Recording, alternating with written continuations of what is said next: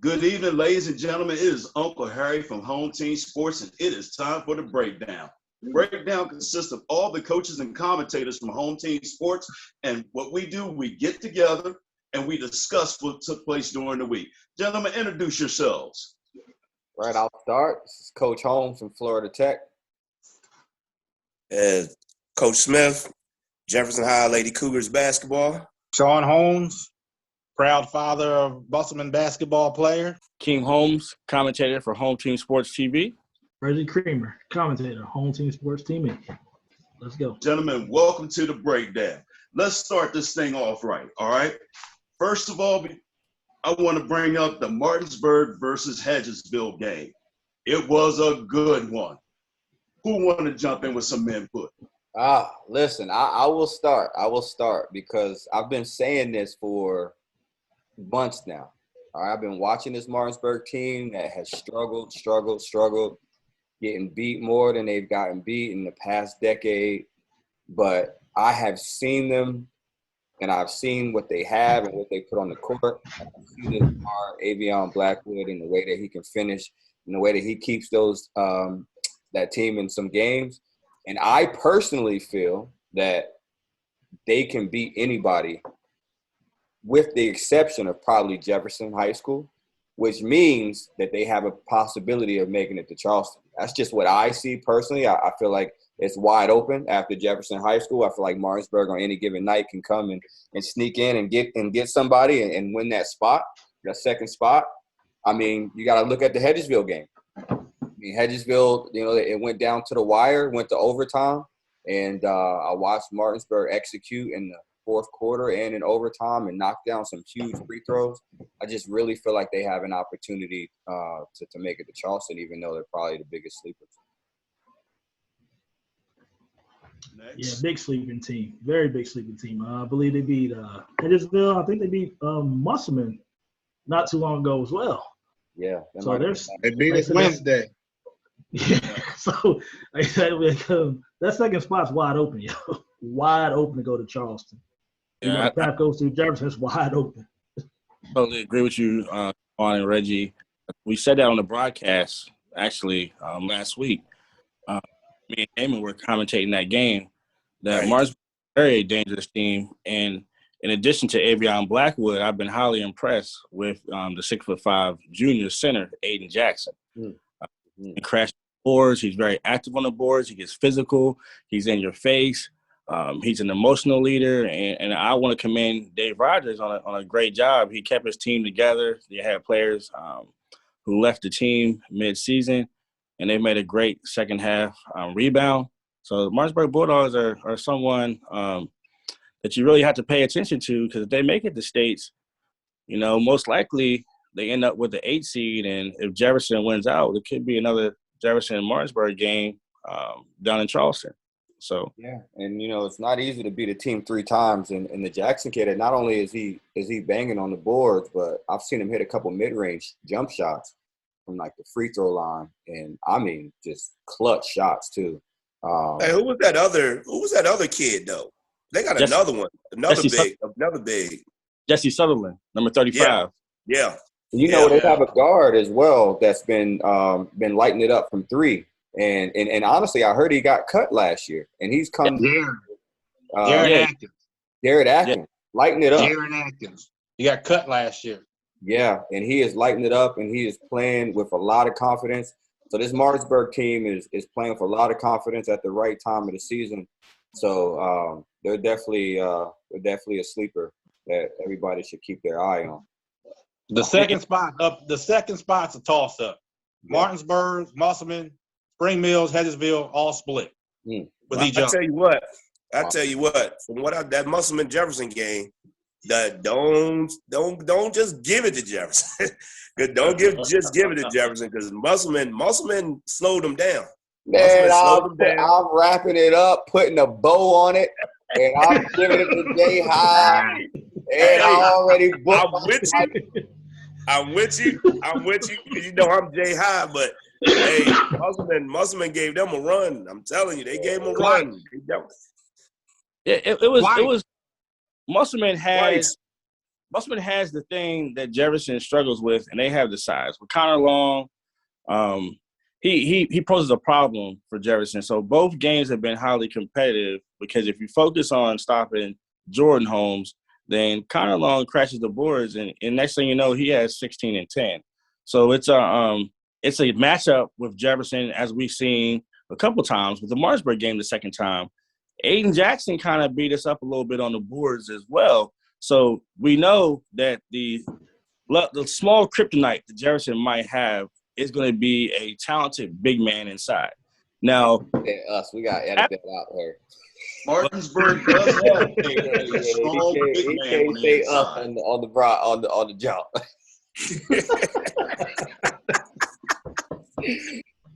All right, Juwan, you starting to sound a little partial, bro.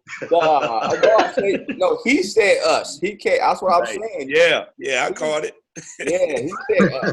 You can't say impartial. That's why you can't say us. But listen, what I saw though is that what Musselman for me is they know how to control the pace more than any other team that I've seen play. Right. So I think that's the most important piece. The difference between Musselman and a lot of these other teams is they're controlling the pace and they're putting Jefferson in a half-court situation. And as I've watched Jefferson over the last 2 years, I've seen that they've struggled a little bit playing in the half-court on both sides of the floor. I've seen the half-court defense struggle a little bit. I've seen the half-court offense be stagnant. If you can limit the turnovers and put them in the half-court, I have seen that, teams can compete against them. And Musselman's done the best job this year in the area to do that. Going forward, who do you think is going to give Jefferson the hardest? I know we're talking about Martinsburg and Hedgesville, but seeing how we jumped a little bit, who do you think is going to put Jefferson back on their heels? Musselman. Morgantown and Charleston. I would say Martinsburg in this area. I feel like that third game, if they have to play them again, it's going to be a lot closer. So I'm going to say the Martinsburg Bulldogs in the section could give them the hardest game going forward. I'm going to say Musselman because Jefferson doesn't speed Musselman up. Everybody else gets sped up against him. Right. So, Right. It's like Juwan said. Musselman knows how to control the pace of the game. Hey, Jefferson wants to go, and Musselman doesn't allow that. They get back on defense. They don't allow them fast breaks. They get back on defense. They slow the game up. They don't turn the ball over a whole lot. That's what Jefferson wants. They want you to turn the ball over, and then they're out and running. But Musselman doesn't do that. So Musselman is the team that I think that's going to give them the toughest run. It's funny because the game is all about matchups, right? So even though Musselman split with Hedgesville and they split with Martinsburg and you even split with Spring Mills, and Jefferson blew Spring Mills out, but it's all about matchups and it's about pace and things like that. So I agree. I think both Martinsburg and Musselman can give Jefferson a hard time. I just think that they're the best team in the area, to be totally honest. They got a lot of weapons. If Mari's not scoring, then Cam Johnson can score. If Cam's not scoring, then Gladney can score. And as long as Will Shively's healthy, he's always a threat to score. So the reason why Jefferson, to me, is still undefeated is because they don't depend on one player to produce every single night. Right. In Martinsburg, if Blackwood isn't producing, they're going to struggle. If Jordan Holmes isn't putting up 17 to 20, they're going to struggle. With Spring Mills, if the Keyshawn Cheeks kid, if he's not scoring, they're going to struggle. So, to me, if Cam Wilkes isn't shooting, if he's not giving 15 to 20, they're going to struggle. Jefferson's at one team where they don't have to depend on one person night in and night out. So that's why I just feel like they're going to make it to Charleston, because on any given night, somebody can give them 15 to 20 and pull them through. And they're always going to bring the effort and the energy. And it's got to go through the Shenandoah Junction, through the Cougar Cage to beat them. So, and they're going to have to lose loud and rock. to not go to Charleston. Right. They're not loud and rocking in the Cougar Den. Yeah, they're Lot going of to have rocking to in lose that joint. twice, and they haven't lost all season. But Sean, what's the seedings look like? Has it shaped up at all? Not the other region, but the Jefferson's region set. Mm. Musselman will play Washington, then the winner will play Jefferson. Okay. That's a strong assessment right there because it is. Jefferson is a team. You know, it's team, it's balance, opposed to maybe a team having a star on their I agree. That's a very good assessment of why Jefferson at this point is the best team in the area. Gentlemen, let's move this ahead. We're going to go on to the second round. Let's talk about middle school madness, okay? Let's talk about Wildwood's undefeated season. Someone join in. Those kids have been practicing and preparing for years. You know, they all had to wait their turn. Last year, you know, you have Jaden Yates and you had Tayshawn Roper and Demarius Wallace. This year, it was Josiah King, who I personally feel like was the best middle school player in the area, along with Chet Gore, who, I mean, he can put his hat as being one of the best in the area as well, middle school wise. Tyon, Drake. You know, you had a lot of players that contributed to that team, and it's just it's really a testament to how hard those kids work. All those kids made it to the summer conditioning. The allowable amount of practices they could have. Real quick question for you, King. How many years have these kids been playing together? Because it looks as if they've been with each other for many, many years, even though they're all young. If you guys remember a few years back, we called it the wave. We knew there was a group of kids that were coming up, a group of cousins that were coming up that loved the game of basketball, football, track, baseball, and they wanted to stick together. So we knew that the talent was there. Obviously, you know, you have to also develop going forward. This how you were in rec league, is how good you develop going forward, and having a good coach. Ryan Miller holds the kids accountable. When one gets in trouble, you know, they all have to run. You know, he keeps it family oriented, and he's also afraid to get in their face a little bit and let them know when they fail. It's not this, you know, a coach's relationship. He has to trust with those kids and parents that if their kid makes a mistake, you know, he gets on them, and the kids respect that. And that's another aspect of them winning. Those kids are coachable. They have good parents and they're coachable kids. Anyone else has any input? I think when you hit the nail on the head, King, when you said that they was all there for off-season workouts. And a lot of people don't realize that that's the key. You know, championships are won in the off-season. Right. When you got teams that have people that have some kids here, some kids there, some kids at the workouts, some kids playing this, some kids playing that. Now, and what I mean by playing stuff in the off season, I mean being on this travel team, that travel team, and not even worried about, you know, school stuff. And then they come in and they try to get all that chemistry, and you can't get. And everybody thinks that chemistry is just going to automatically just come, and it doesn't. So I mean, that working in the off season, it really helps. Now, don't get me wrong. I know some people probably think, well, I'm gonna keep my kid playing travel, and that's all fine and dandy. But you got to work. You got to do some work. You can't just play games all the time. And I think that's the problem. I think that's what helps Wildwood is that they didn't just play games all the time. They actually worked on their skills and worked on their conditioning, and that's what helped them. Little intangibles, the small things. Right. Yep. They knew like their role. Like everybody by general, he ran the point. Tyon knew his role. He was getting rebounds. He was the enforcer. He was tough. Chet, he was hard to handle that load, but those kids kept their roles. Really didn't see, you know, kids try to go outside of who they were. And I think that's the big thing when you get older. You got to realize who you are as a player. You develop your skills outside of that, but you realize the role is to the team, and I think those kids bought into that. These guys call it. Hey, Keem, I'd like to say thank you for the extra promo in the background. I see the sports commercial playing in the background, my man. I appreciate that. And that makes me smile, man. But listen, I totally agree with you, man. Like it's great to play games, but you have to put in work.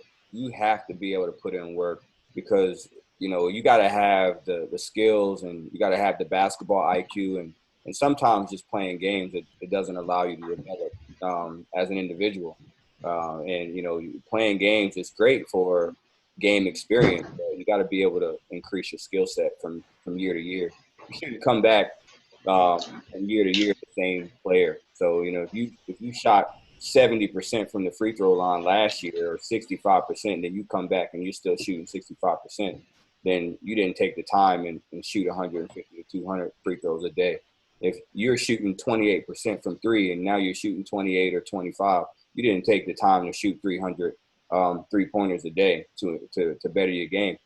If you didn't have a left hand last season and you still don't have a left hand, it means you didn't take the time in the off season to get in the gym by yourself and to improve on that part of your game. So it's definitely important to play AAU and travel ball and other things like that to keep that game experience going. But you have to get in the gym and focus on your individual skills. So, but as far as the middle school goes, I was just happy to be able to watch a few of the games since HTS TV was able to cover some of them.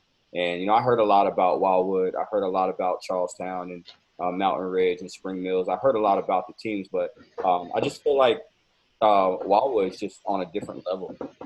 And shout out to Jason Smith and what he had a successful season with Charlestown. Just because you didn't beat the champions, the team that's been 49-0 over the last 2 years. Yeah. Didn't have a successful Undefeated.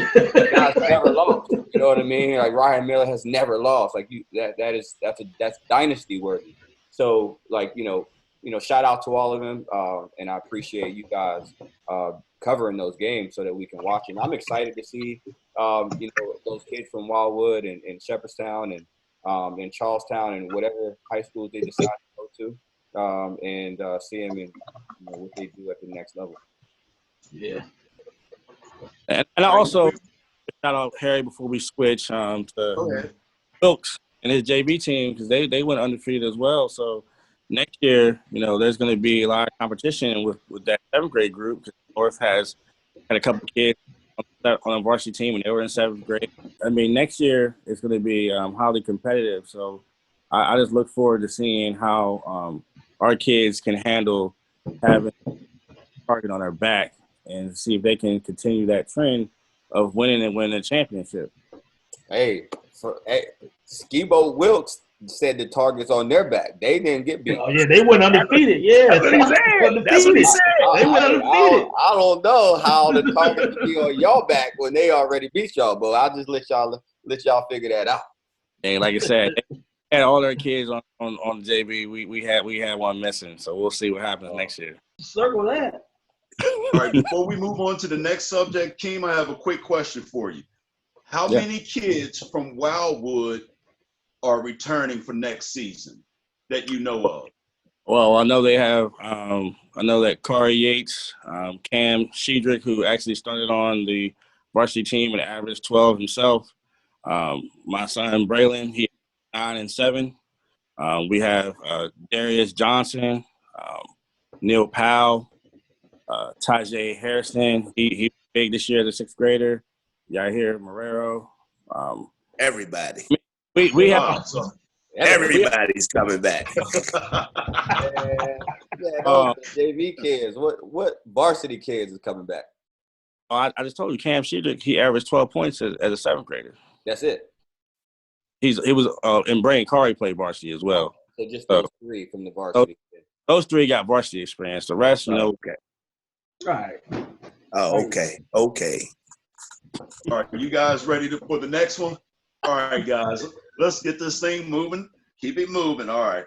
Now, let's talk about the Jefferson game this week. and their undefeated season. Who wants to start this one off? I think they play Wednesday, right, at Spring Mills. And I know Spring Mills has some tough guards, but as I said before, even with Spring Mills having one or two tough guards, it's just so tough to play against a team that's got 4 or 5 tough guards. So I don't see Jefferson losing on Wednesday, and then they've got Broadfording on Friday. And I don't see them losing that game either, to be totally honest. So I see them going undefeated, and sounds like they'll be 20-0. And to be totally honest, I don't know the last time that they've gone undefeated. So Tech may be on to something there in the history books. I'll have to go back and check where we are with that. Big shout outs to that man too, because they put him in the gauntlet the past few years, man. People was ready to get rid of him, and they was talking about they wanted him gone, and shoot, then he comes up and just give him an undefeated season. So shout outs to Tech, man. You know what? I'll touch on that as well, because I've coached. You coached with him. You coached with him a couple of years. Yeah, I've coached with Tech. I think I was there for 2 or 3 years, and I've been inside the locker room. I've been inside the huddles.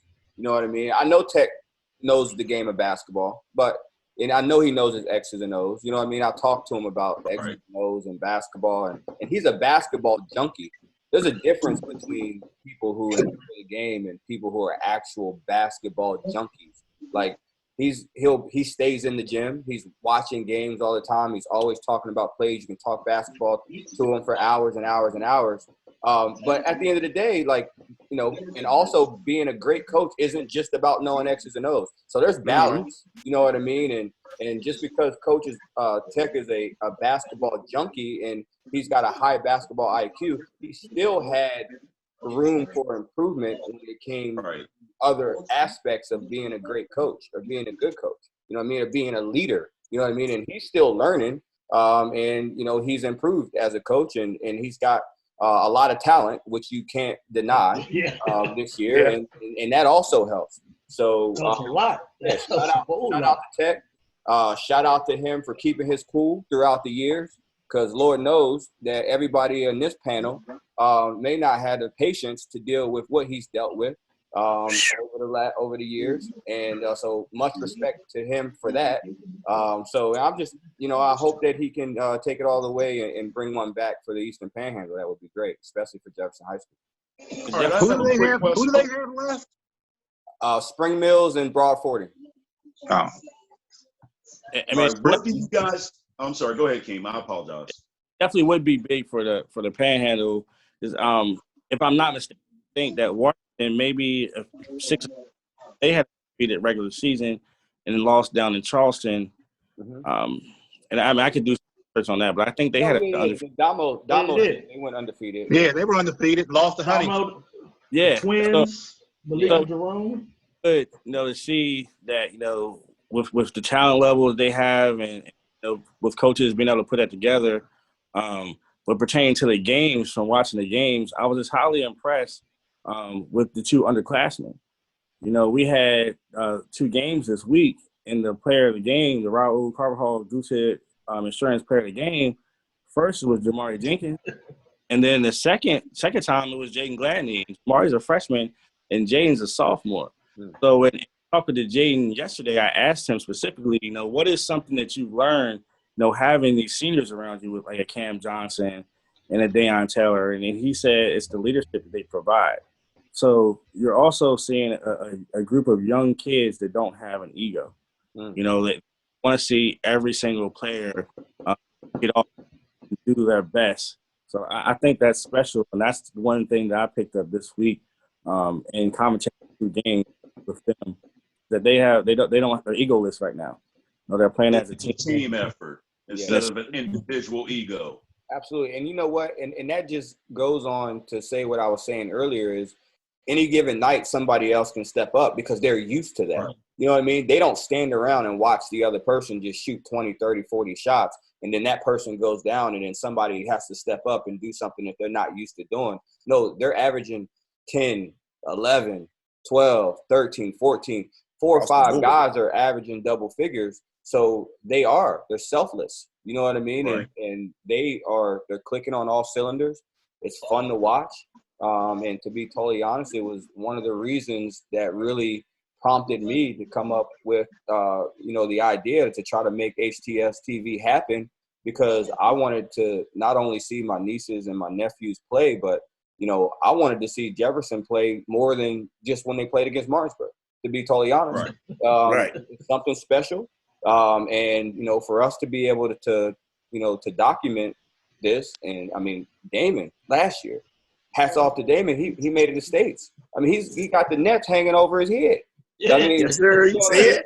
and I didn't get to watch it. I'm talking to Damon for hours just about plays and getting ready for Martinsburg. We spent hours on the phone, and I don't even get to watch him. You know what I mean? So so this year we'll be able to follow Damon through his playoff run and trying to get back to Charleston. And I'm just excited for Jefferson County sports as a whole and the community. And I know Sean's here and our nephews in Berkeley County. I didn't recruit them to Jefferson County or anything like that, or try to get them there. So I was fully supportive of him being in Musselman this year. But best case scenario for me, Harry, is I jump on a plane, I fly to West Virginia, and I get to see Damon, and I get to see Tech, and I get to see Jordan and Sean all in Charleston over those two-week spans. Be a good 2-week span too. All right. Do any of you feel that Jefferson has a weakness that can be exploited easily? Size. I think it's easy, Harry. I don't think it's easy, but I think something that I spoke earlier is a small weakness. It's a slight little kink in the armor, and it's the size down low. Yep. Okay. If you have a big man, a talented big man with some size that actually embraces playing that big man role, it can give Jefferson problems, as we've seen with Jesse Sutherland and Aiden Jackson. Martinsburg. Right. And Connor Long, when they go against Musselman, those players have given Jefferson a lot of problems. So I think that could be going forward, and I really look forward to seeing what Tech does to offset that potential weakness. Yeah, I agree. And for me, to be totally honest, once they get to Charleston and they are playing against guys that can handle the ball, used to playing fast as well, have guards that take care of it, and those turnovers don't happen, and they turn it into a half-court game, I think that's the area of improvement that Jefferson needs in order to make noise down in Charleston. That could be, to me, that's the weakness, is their game in the half court. So if a team can keep it to a half court game, I think that could be their weakness. And I'm not saying that that's going to keep them from winning it, but I'm saying that that's what they need to improve on. And they also, they foul a lot, and they foul 94 feet away from the basket too often. See guys fouling in the backcourt, and they've got 2-3 fouls and they're on the bench. But you need that depth down in Charleston. So if guys can't play because they have 2, 3, 4 fouls early in the game, and they got 2 of the 4 fouls in the backcourt 94 feet away from the basket, then that can come back to haunt them as well. So I just think that they need to get a little bit smarter, with their fouling, be better in the half court defense. As far as, being off in help side defense, I feel like they struggle a little bit in help side defense, giving up a little bit too many layups. And then on the offensive side in the half court, I just feel like it's too stagnant. So I think they, could get a little bit better at moving without the ball and things like that. It kind of makes them a little bit easier to guard in the half court. But, if they can, figure those things out, then we're not just talking about making it to Charleston. Talking about actually, bringing home a title. So we'll see what happens. Hey. Like Jefferson, like you said, with the fouling, Jefferson's not patient enough on defense. So when the team controls the ball, they get impatient. That's where all their fouls come from. Next thing you know, you got a player in the first quarter with 3 fouls because they're impatient. Now you're in trouble. I feel like Jefferson needs to improve on going forward. And Reggie, you made that statement last Friday when they played against Washington. Jefferson fouls a lot. And then we did the game yesterday, and Jefferson had 10 or 11 fouls in the first half. So, and Bryson Fleming fouled out. Damari had to come out in the first quarter. I think they got to be more patient, offensively and defensively. Like you said, they foul a lot. They take quick shots. That's what they're built to play fast, and they always want to play fast.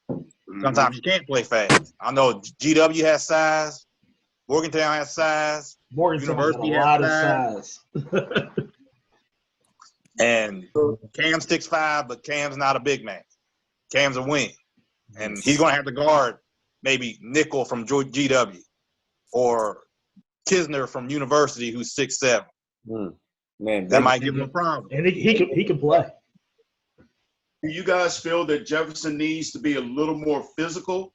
And if so, being a little bit more physical with bigger guys, don't you think that would cause more foul issues? No. I don't think it's about physicality. It's not about physicality. They play hard. They play, but it's just the tic-tac-y fouls, the hand reaching and slapping and trying to steal the ball 94. Steal everything.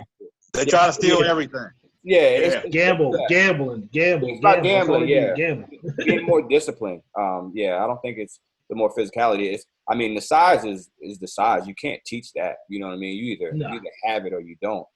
So if you don't have a 6'7" big, then you don't have a 6'7" big. There's nothing you can do. I mean, it comes down to technique at that point, and you just want to make sure everybody's boxing out. When the shot goes up, everybody's boxing out. Everybody's crashing the defensive glass.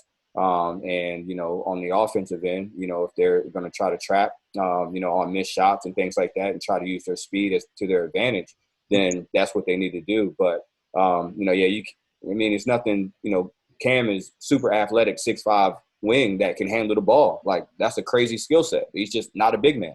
You know what I mean? And Bryson Fleming, he plays his butt off. And I don't know how tall he is because, I haven't, been able to see it or see the roster, but he plays his butt off. How tall is he? 6'1", 6'2"? 6'1". Probably 6'1"-ish. Yeah, so, at 6'1", 6'2", as hard as he plays and as physical as he plays, my hat's off to him. You know what I mean? He bangs in there, but, at 6'7", what can you do? So they just have to make sure as a team that they check out when the ball goes up and they try to rebound as a team. It's not going to be just one or two guys. And honestly, the 6'7" kids, like, you just got to push them out and hope somebody else rebounds the ball. Just doesn't matter if you get the rebound or not. Just make sure he doesn't get the rebound. Hey, but it can be a gift and a curse too, because now those 6'7" guys got to come out and guard them too. So on both ends, it could be a disadvantage for each team at both ends, Absolutely. So at that point, it's all about who imposes their will on the pace. Who determines the pace of the game. So if Tech can determine the pace of the game, then they may have to take that big kid out and put him on the bench and go small. A team like Hurricane earlier this year. Right. The big man couldn't play because the game was too fast for him. And they stuck around though. Guard play. Another thing about the game, though, is Reggie. We talked about this on Saturday during our broadcast. That teams are traveling around a lot more, playing each other, and not just waiting to see each other at states. So Musselman plays University this week. No, we play Morgantown. You play Morgantown? Yeah. Okay, so they'll be able to scout a Morgantown team, to see what they have, maybe see how they can defend them ahead of time. Instead of just seeing those teams downstate. So when teams like Martinsburg and Musselman and Jefferson plays a Hurricane, they're playing those teams from the other side of the state. You're not really getting surprised as much with the talent difference and size difference because you already know because there's teams locally they've already played them. So that helps. Sean, Musselman's played a lot of teams around the state this year, haven't they? We played University. We played Morgantown. We played Hurricane. We're supposed to play St. Albans. Who else? We played Lincoln. Yeah, that's awesome. So, Sean, traveling. What'd you see from University that you feel like could potentially pose a problem for Jefferson? They're big. They got a 6'6" and a 6'7" kid. Man, why we keep trying to figure out who gonna pose a problem for Jay High, man? Hey, The 6'7" kid, Kisner, he's more of a wing. yeah, They got a the big cat kid, live. Forbes, but they won't beat Jefferson. They shouldn't have beat us. Can Coach Lewis live, man? Why we got people gonna pose a problem for Coach Lewis? Hell, undefeated on Friday, Coach Lewis. Cheers, my man. All right, I have another question concerning Jefferson. Do you guys think that Jefferson relies a little bit too much on their three-pointers? Yes. Yes, I do. And the thing about it is they have kids that can get to the basket whenever they want. But I think the way the game is played now and what kids see a lot, everybody wants to be Steph Curry and everybody wants to shoot threes. So that's what, and I think that's a problem Jefferson definitely has. They shoot a lot of threes, a lot, even on fast breaks. What makes them dangerous? And yesterday, those shots weren't falling. And when Reggie got the statistics, Jefferson only made 4 3-pointers yesterday, and they still won by 22. And those kids, they made those adjustments yesterday in the game. Watch the game on Home Team Sports TV. You'll see that they made those adjustments in the second half. Jaden Gladney started attacking the basket and creating for other players. They have it in them. So if those shots aren't falling, like Juwan said it earlier, Jefferson is talented enough to be able to make adjustments and do things a little bit differently and still get the win. All right, gentlemen, let's move on to the next one. All right. I want each and every last one of you guys to recommend a player to watch, boys and girls basketball. Who would like to start? I'm excited about this one. I'm going to go first. I'm going to start off with Avion Blackwood. All right. And, and honestly, I like Cam Wilkes. I don't know if somebody else is going to say Cam Wilkes, but I really like Cam Wilkes. But I've watched the Avion Blackwood kid twice. And every time I've seen him never give up. Even when Jefferson was winning, they won that first game 97-68. Almost won by 30. And this kid did not stop playing the entire game. He was playing his butt off. He was getting to the basket. He was finishing. And Jefferson had a hard time with this kid. And he's been doing it night in and night out. Every game that I get to watch, he's tough. He gets downhill. He's confident. I've seen him get to the line and hit his foul shots. He's averaging 14 points a game, 4 or 5 rebounds a game. So I really like Avion Blackwood from Martinsburg, from the boys' side of things. And from the girls' side of things, I like Mary Rivera. She's a stud. I've been following her since youth league over in Charlestown when she was playing, and I'm just like, I mean, she has it. You either have it or you don't. Like she has the natural talent. She can go, just flat out go. I watched the Jefferson versus Washington game. Thankfully, we were able to cover that, and we can watch it. And I watched Mary have like 14 points or so in the first half, and she's a freshman, and she's doing that against a team that just went to Charleston last year in Jefferson High School, and she had 14 points in the first half as a freshman. I watched her clips online at the I think it's DC Premier that she's running with in the summertime. And she's good, and it won't surprise me at all if she doesn't go Division I. So those are my 2 players to watch for the boys and the girls. Okay.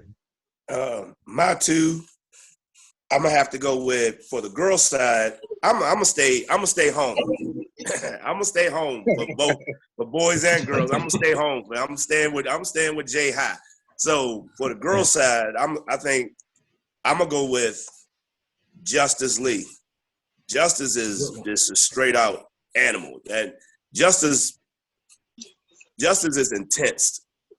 I mean, she's averaging 14 a game, 14.2 points a game. And she's just intense. Her intensity reminds me of myself when I play. Now, she scores better than what I did, but just her intensity alone, excuse me, her intensity alone is just ridiculous.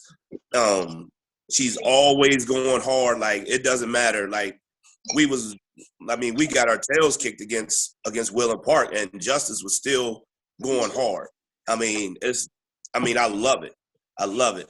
I know probably if my girls see this, they're gonna be upset that I didn't put their names in it, other people's names in it. But I'm just saying I got to go with Justice on that. Right. As far as the boys go, when we first talked about this, I said I was just gonna go with Mari. So fellas, if somebody else had Gladney in mind, I gotta put Gladney and Mari. I gotta do two. Double trouble. Yeah, I Double have trouble. to. I mean, they complement each other perfectly. I mean, if people know the history, people didn't think that they was going to be able to play with each other or whatever. And they squashed all of that. I think that shut everybody down. The way they play, way their styles complement each other so much, and I love watching them two play together. It's ridiculous. Hey, and before we go on, Smitty, I want to piggyback on that because I heard the whispers as well, way in Florida, about Mari and Jaden and how they'll be able to play together, and I was one of the people saying that I knew that they could play well together because they are two different types of basketball players. Mari is a true point guard, right? Gladney can flat out fill it up. He can score. He can handle the ball, but the boy can score. Right. Everywhere too. Mari is a fast guy who can also score. My daughter played, and the only time that she could score is when Mari was passing her the ball. So I know that he makes everybody else around him better. I've seen it for years and years and years. So anybody can play with Mari. And this is why Mari is such a commodity and why he will continue to be good, because it doesn't matter who you put around him. He's going to make them better, and he can also get his points, and he also brings it on the defensive end. He plays his butt off. He's got a motor like no other, just like you're saying about Justice. His motor is unbelievable. So to watch Mari and Gladney play together was great for me. I'm glad that they made it happen. I'm glad to see it, and I totally agree. They do belong in the conversation together, 100%. Right. Hey, I like that last, Smitty. I'm gonna go next. And Juwan, I love your pick for the boys, Avion Blackwood. So I think that was definitely a good pick for you. I also want to give a shout out to Aiden Jackson as well. He stepped up big the last few. But the player I'm going to pick for the boys is Cameron Johnson. It's very rarely in this area do we see a 6'5", due to I think early seeing a kid potentially could be tall. We put them in the post, and they don't necessarily develop the ball handling and the jump shot in the game that Cameron Johnson has. And seeing Cameron Johnson, pull down a rebound and run the point, for Jefferson sometimes, and he can shoot the three ball well. He finishes strong at the rim, and he dunks easy. He's averaging 14 and 7 on a team like we said before. They have 6 or 7 players that can easily average double figures. Wyatt Shalby comes off the bench, and he's nasty. He's the walking double. He can get double doubles anytime he plays. So to see Cameron Johnson take that leadership role and to be able to play and produce the way he has this year, he's my boys pick. I want to give a shout out to Heaven Murray as well.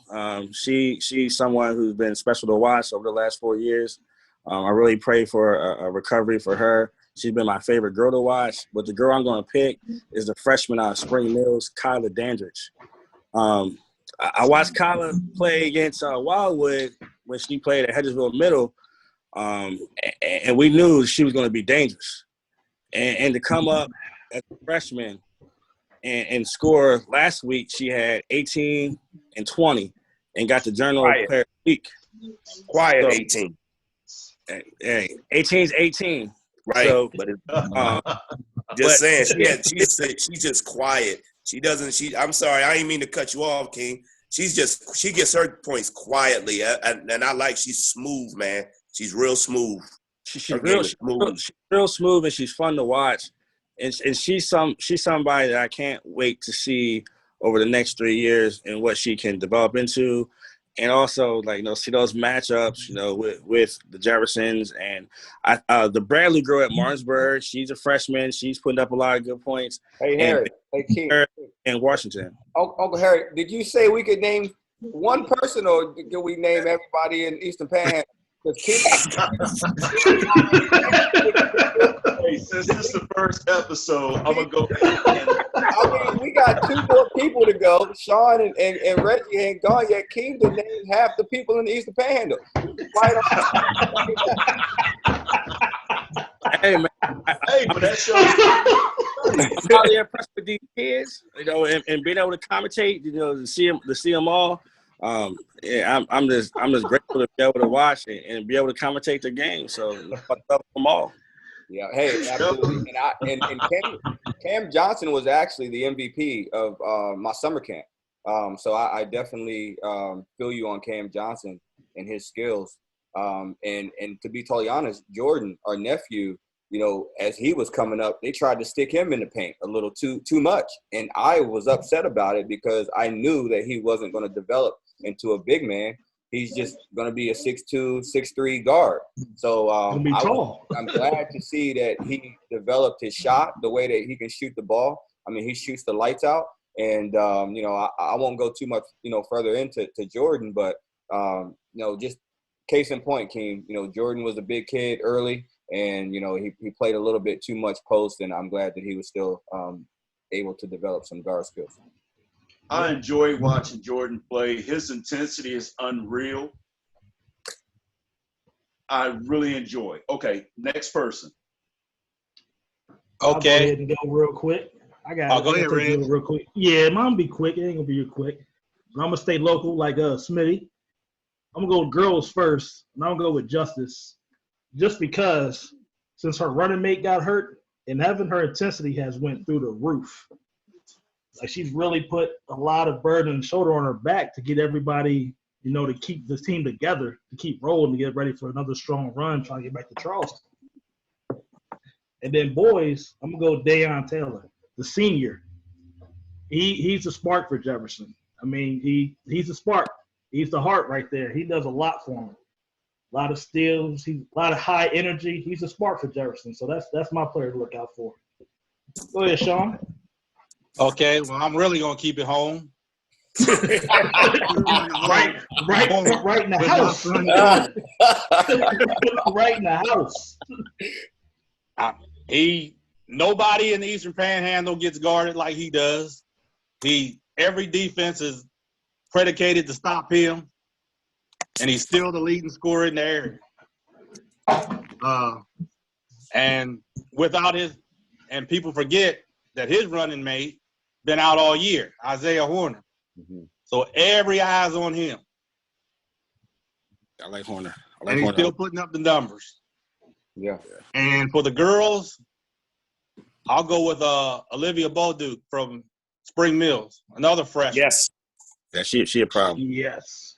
Who can shoot the lights out. Is she in relation to the player from Hedges? Yeah, it's his little sister. Yeah. Hey, listen, that kid he impressed me. Bolduc. I watched him a few times. He had like 36 points, 34 points through 3 quarters. Against Martinsburg. Yeah, absolutely. So I watched him and I was impressed by him as well. So. Are you guys ready to move on? Yeah, one more person though, Harry, because Will Shively. Since we just shouting people, I just want to shout out Will Shively. Will's been doing this for a long time. I mean, even dating back to Shepherdstown, and when he was a freshman, he averaged like 17 points a game when he was asked to score a lot. And then you have the addition of Cam, and then you've got Mari, and then you've got Gladney, and you've got Dayon. And now he's not being asked to score as much, but he has taken that on that role with maturity. So even though he was scoring 17 as a freshman, then if I'm scoring 17 as a freshman, I'm expecting to be scoring 25 plus to 30 as a senior, but he's not being asked to do that. And he's got the humility about himself to be able to still perform and, not be asked to score that amount of points. And he's also battled some injuries at the beginning of the year, and he's out now. But just want to shout out Will Shively, and he's also a player to watch as we go through these playoffs. See, Juwan, it's easy to love these kids, man. That's why. Nah, man, I'm not gonna listen. I'm not gonna listen to all the love in the community because you shout out 15, 20 people, and they were like, "Oh, Juwan only gave Avion and nah, man, we ain't going out like that." Who else you got, Reg? Keep them coming because Keem's already. Nah. Supposed to pick one. I said, don't. I got my one. We keep it rolling. All right, we're going to the next one here. All right, y'all. I'm gonna have to switch this up a little bit. I was specifically going to ask about a new name for a new team, but we're going to save that for last because I like Keem's hat. Okay.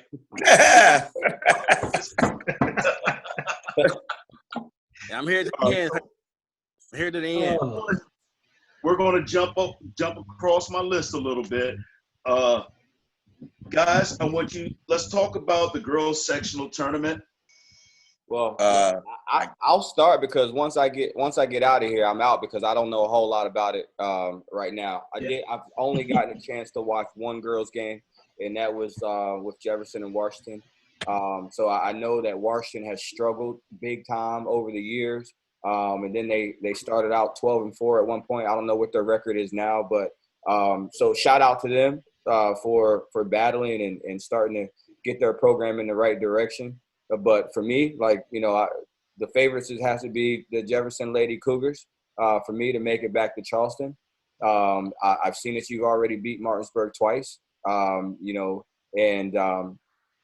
rooting for you, Damon. So you're definitely going to be my favorite for sure. Thanks. Since I'm the only one on the panel that's real deep into this, I guess I can. I'll try not to be too much of a homer. But tell you what, on that other region, on the other section with Martinsburg, Spring Mills, and Hedgesville, Spring Mills is a problem. Did y'all split with Spring Mills this year? What you say? Did y'all split with Spring Mills this year? Yeah, they beat us the first game. They beat us by 1, and then the second game we beat them by 5. Spring Mills is definitely a problem, and they're young. And the whole team, not just 1 or 2, the whole team can shoot, and you can't leave any of those girls open. They can shoot.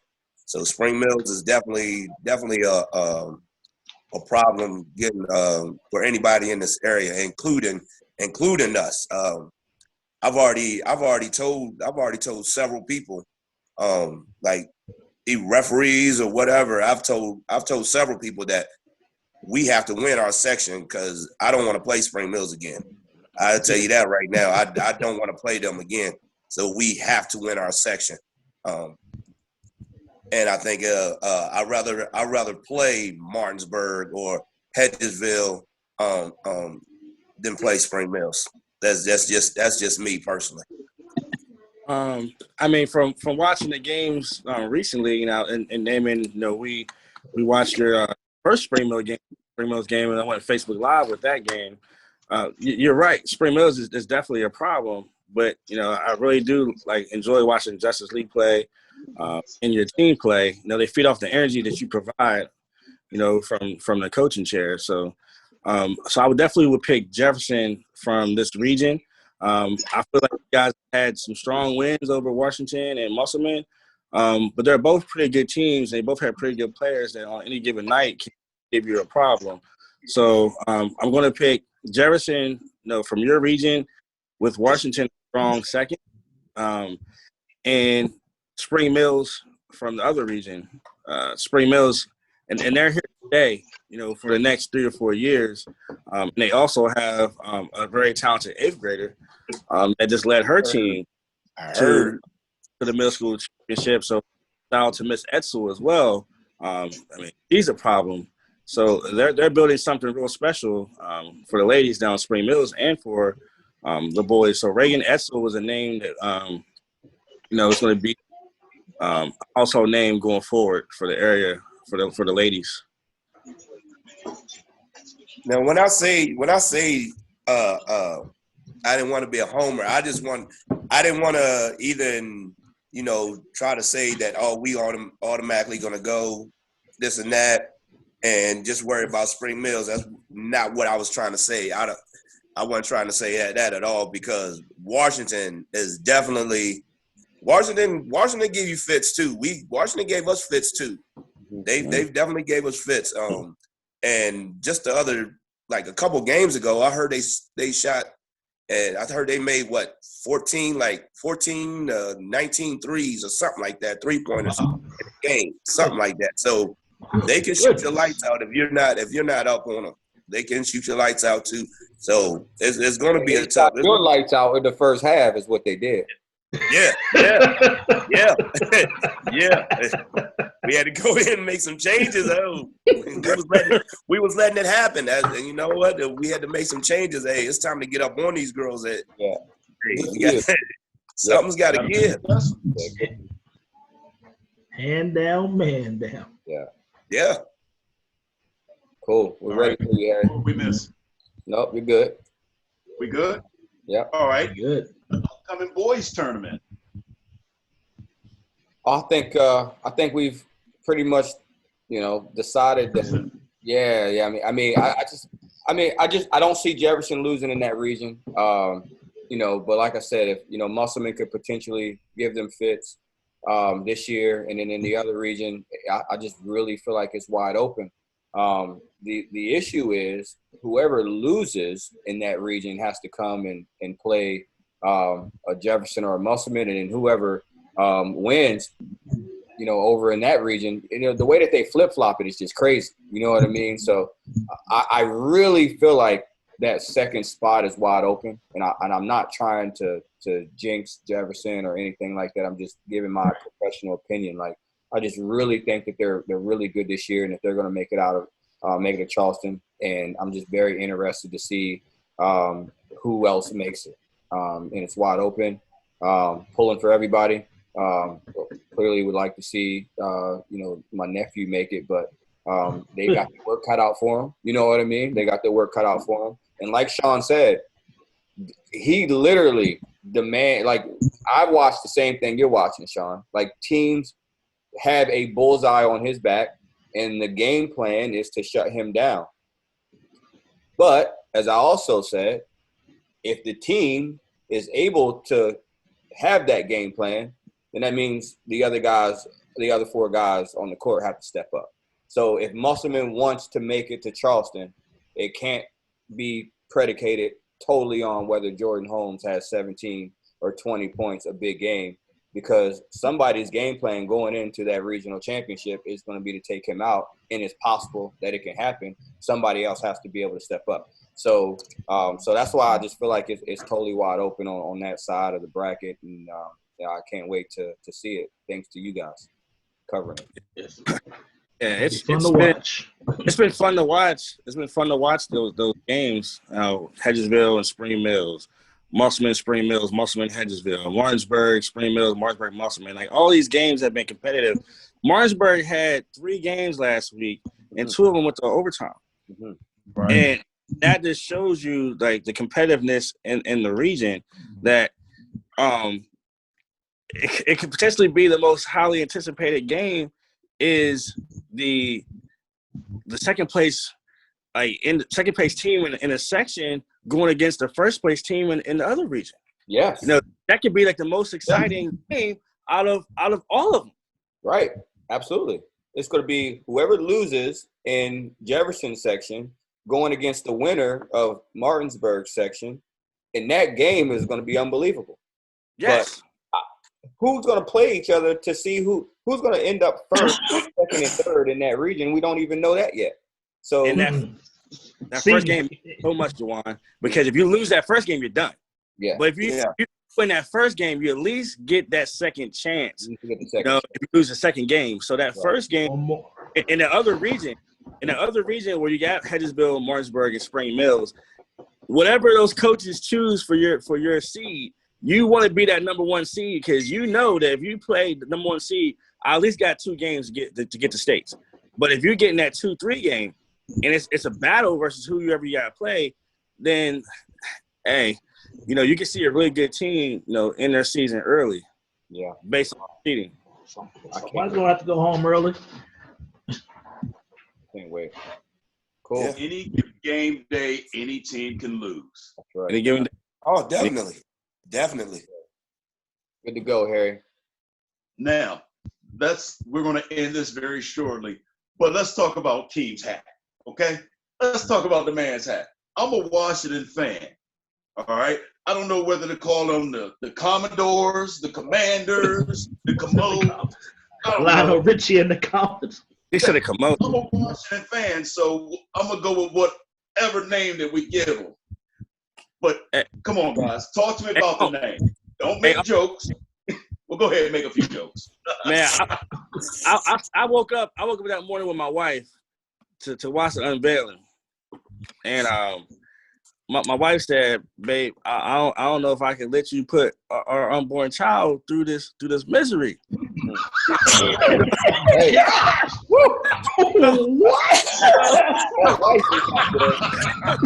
What wife? She already told me that she don't know if she can allow her to be a Commanders fan, and I told her heartbreak early. I told her he ain't got no foot, right, but then I thought about it, and I changed my mind. I had to change my mind because I was like, man, I've gone through so many years of misery. We haven't won a championship since 1991. Right. I was 8 years old when we won a championship, and I'm 38 now. So that's 30 years ago that we've been a title contender. Yeah, we might have had spotty seasons where we were good, and we might be able to win. Talking about the name, but Yeah, hey, listen, I went to the history of the show. We talking about the name. Somehow we got back to 91. Smitty, this is football trauma, bro. This is football trauma. Well, stop reliving it then. Right. Hey, move on. I moved on. I don't even like them. Right. Hey, the skins are gone. You the Commodores now. The Hey, Commodores. can't call me no traitor because I ain't never heard of the Commodore, so you can't call me a traitor. I don't know who I like yet. I'm picking. When a coach recruits you and then the coach get fired or he go to another school, they let you withdraw your commitment. Yeah, that's what happened to me, man. Team name gone. I withdrew my commitment. Now I'm back. I'm back in the portal. I'm in the transfer portal. I mean, I'm a 54-year-old Washington fan. I'm a stay a Washington fan. Doesn't matter what they change the name to again. Remember, they started off as the Boston Braves. Then they changed to Boston Redskins, then the Washington Redskins, now the Washington Commanders or Commodores, depending on how you want to say it. But it's all in the name. Yeah, So I'm staying with my mom, man. We are the Commodores. Dun, dun, dun, dun, dun, dun, dun. Hey, you better hope we don't beat y'all next year, Smitty. Hey, you still gonna have the same players, ain't just because of name. I mean, I'm just saying. Man, I'm back in the portal, man. It can happen. I'm in really the should portal. have I'm changed just the ownership. I like Vegas anyway. I like Vegas. Man, I don't know how you get Man, I out. want to see that, man. Get Hey, that flag. Smitty, why you turning your camera to that toilet paper?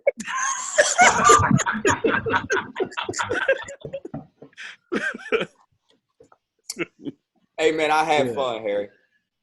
Gentlemen, I enjoyed breaking down this basketball season with you guys. I enjoyed welcoming everyone to the breakdown. Does anyone have any closing comments? I would like to thank Cheryl Yates for sponsoring Home Team Sports TV and the games this week.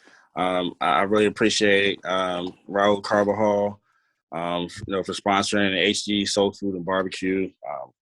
Just thank you guys for sponsoring us and allowing us to into the homes of the community. Yeah, I'll piggyback off of that. I just want to shout out the community back home. Me being down in Florida, being able to follow the games and follow the kids and nieces and nephews, and also being a small business owner myself, and to be able to give the platform for our county and our in the Eastern Panhandle to start getting commercials made, like not even just advertised. Like now we're looking at having commercials, and businesses are excited to film a commercial for themselves because now they have a platform to air it on. And thanks to the community, the viewership has been amazing, and the support has been amazing. So it's just exciting to me for the whole platform, and that everybody's coming together.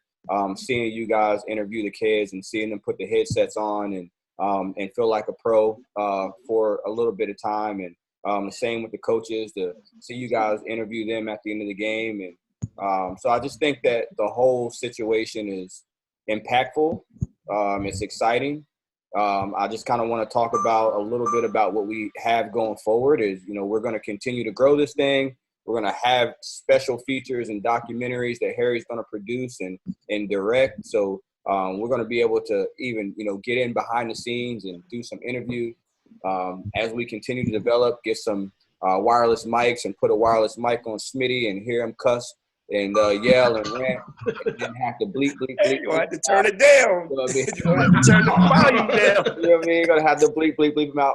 But, just super proud of you guys, super proud of the community, obviously the sponsors and the sponsors who are continuing to look at us and see the platform as worthy as an investment because, as a small business, you don't always have those marketing dollars. So to be able to grab those marketing dollars and trust us to give you enough exposure to grow your business is a big deal to me. So thank you guys. Can't wait to do this again. We will have a Player of the Year voting for our first home team sports Player of the Year for basketball for the boys and girls. We will allow the community to vote on it, so the community will have a vote. So we do want to continue to engage that. I know that's super important for Keem. It's important for myself as well and everybody else on this panel. So we will continue to do that. We'll do it for all the sports. So this isn't just for high school with Jefferson and Washington. This is also for the middle schools. We're going to cover some youth league sports, the playoffs, and things like that. So thank you guys. Appreciate it. Ladies and gentlemen, I'd like to thank you guys. I'm Uncle Harry from Home Team Sports TV, and this is The Breakdown. My man. You guys have a great evening. I'll see you guys, man. See you next week. All right. Peace.